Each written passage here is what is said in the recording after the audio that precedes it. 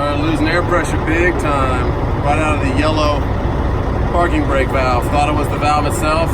Opened the door. This bad boy's done. Starting to spew air out. What kind of MacGyver stuff is this, right? Took a cap from one of my products, drilled 2 holes through it. Patch from my tire repair kit. Let's see if this works. It was a good try, but it's not gonna work. Man, oh man. That's what I was hearing in the cab. Losing air pressure bad. All right, gotta find one of those valves and get back on the road. All right, so we take a walk. God's always looking over me, so I am across the street.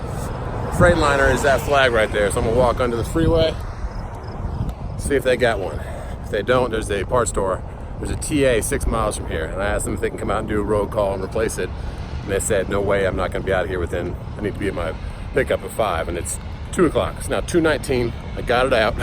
Wasn't that hard. It's just 2 brake lines that go to the chambers and 2 3/8 lines that go to it. So we are taking a walk. If FreightLiner doesn't have it, then we are going to go to this other place that's 6 miles away. We're going to take an Uber. So owner op life diaries. Right, super nice people up here. Canton, North Carolina. I'm heading up to Newport, Tennessee. There's my new guy. It's now 28 minutes after I broke down. And what are the odds that FreightLiner's across the street? Now, it did cost me $74 for a $15 part, but it's the price of convenience. Like, oh my goodness. TA said they'll be getting to me later on tonight.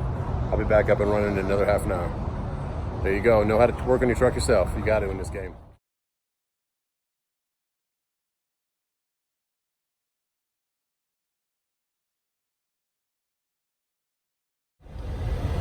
"51 minutes later, we're rolling again. God is good. Be safe out there, guys."